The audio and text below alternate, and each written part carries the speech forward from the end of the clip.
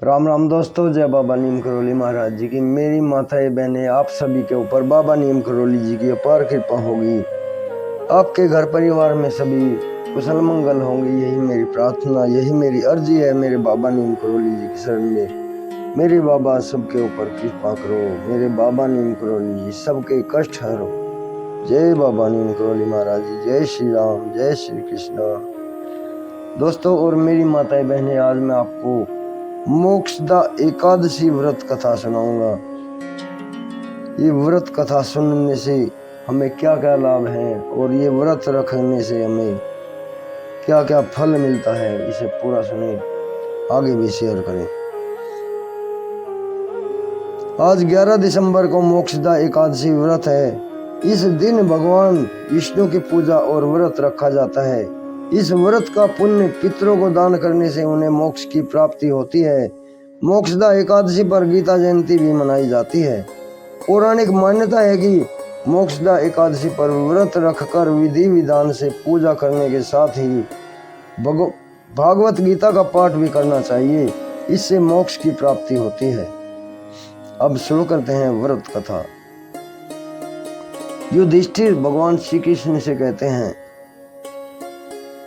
महाराज युधिष्ठिर ने कहा, हे भगवान, आप तीनों लोकों के स्वामी हैं, सबको सुख देने वाले और जगत के पति हैं।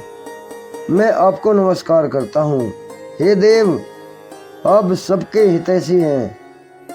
हे देव, आप सबके हितैषी हैं, अतः मेरे संशय को दूर कर मुझे बताइए कि मार्गशीर्ष एकादशी का क्या नाम है। उस दिन कौन से देवता का पूजन किया जाता है और उसकी क्या विधि है, कृपया मुझे बताएं। भक्त वत्सल भगवान श्री कृष्ण कहने लगे, धर्मराज, तुमने बड़ा ही उत्तम प्रश्न किया है। इसके सुनने से तुम्हारा यश संसार में फैलेगा। मार्गशीर्ष शुक्ल एकादशी अनेक पापों को नष्ट करने वाली है। इसका नाम मोक्षदा एकादशी है। इस दिन दामोदर भगवान की धूप दीप नैवेद्य आदि से भक्ति पूर्वक पूजा करनी चाहिए। अब इस विषय में मैं आपको एक पुराणों की कथा सुनाता हूँ। गोकुल नाम के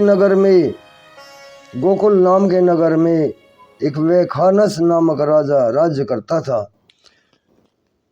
उसके राज्य में चारों वेदों के ज्ञाता ब्राह्मण रहते थे। वह राजा अपनी प्रजा का पुत्रवत पालन करता था।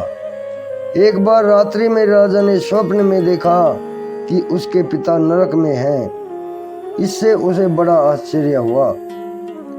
प्रातः उठकर वह विद्वान ब्राह्मणों के पास गया और अपना स्वप्न सुनाया। कहा, मैंने अपने पिता को नरक में कष्ट उठाते देखा है। उन्होंने मुझसे कहा है कि पुत्र, मैं नरक में पड़ा हूँ, यहाँ से मुझे मुक्त कराओ। जब से मैंने ये वचन सुने हैं तब से मैं बहुत बेचैन हूँ। चित्त में बड़ी अशांति हो रही है। मुझे इस राज्य, धन, पुत्री, स्त्री, हाथी, घोड़े आदि में कुछ भी सुख प्रतीत नहीं होता। क्या करूं? राजा ने कहा, हे ब्राह्मण देवताओं, इस दुख के कारण मेरा सारा शरीर जल रहा है। अब आप ही कृपा करके कोई तप, दान, व्रत आदि ऐसा उपाय बताइए जिससे मेरे पिता को मुक्ति मिल जाए। उस पुत्र का जीवन व्यर्थ है जो अपने माता पिता का उद्धार न कर सके। एक उत्तम पुत्र जो अपने माता पिता तथा पूर्वजों का उद्धार करता है, वह 1000 मूर्ख पुत्रों से अच्छा है। जैसे चंद्रमा सारे जगत में प्रकाश देता है, उसी प्रकार हजारों तारे नहीं कर सकते। ब्राह्मणों ने कहा, हे राजन, यहाँ पास ही भूत भविष्य वर्तमान के ज्ञाता पर्वत ऋषि का आश्रम है। आपकी समस्या का हल वे जरूर निकालेंगे। ऐसा सुनकर राजा मुनि के आश्रम पर गया। उस आश्रम में अनेक शांत चित्त योगी और मुनि तपस्या कर रहे थे। उसी जगह पर पर्वत मुनि बैठे थे। राजा ने मुनि को साष्टांग दंडवत किया। मुनि ने राजा से सांगोपांग कुशल पूछी। राजा ने कहा, कि महाराज आपकी कृपा से मेरे राज्य में सब कुशल है, लेकिन अकस्मात ही मेरे चित्त में अत्यंत अशांति होने लगी है। ऐसा सुनकर पर्वत मुनि ने आंखें बंद की और भूत विचारने लगे। फिर वे बोले, राजन, मैंने योग के बल पर तुम्हारे पिता के कुकर्मों को जान लिया है। उन्होंने पूर्व जन्म में कामातुर होकर एक पत्नी को रसी दी, किंतु सोत के कहने पर दूसरी पत्नी को ऋतुदान मांगने पर भी नहीं दिया। उसी पाप कर्म के कारण तुम्हारे पिता को नरक में जाना पड़ा। तब राजा ने कहा, इसका कोई उपाय बताइए। मुनि बोले, हे राजन, आप मार्गशीर्ष एकादशी का उपवास करें और उस उपवास के पुण्य को अपने पिता को संकल्प कर दें। इसके प्रभाव से आपके पिता की अवश्य ही नरक से मुक्ति मिल जाएगी। मुनि के ये वचन सुनकर राजा महल में आया और मुनि के कहने के अनुसार कुटुंब सहित मोक्षदा एकादशी का व्रत किया। इसके उपवास का पुण्य उसने अपने पिता को अर्पण कर दिया। इसके प्रभाव से उसके पिता को मुक्ति मिल गई और स्वर्ग जाते हुए वे पुत्र से कहने लगे, हे पुत्र, तेरा कल्याण हो। यह कहकर वे स्वर्ग चले गए। मोक्षदा एकादशी का व्रत मार्गशीर्ष महीने के शुक्ल पक्ष में आता है। इस व्रत को करने से सारे पाप नष्ट हो जाते हैं और मोक्ष की प्राप्ति होती है।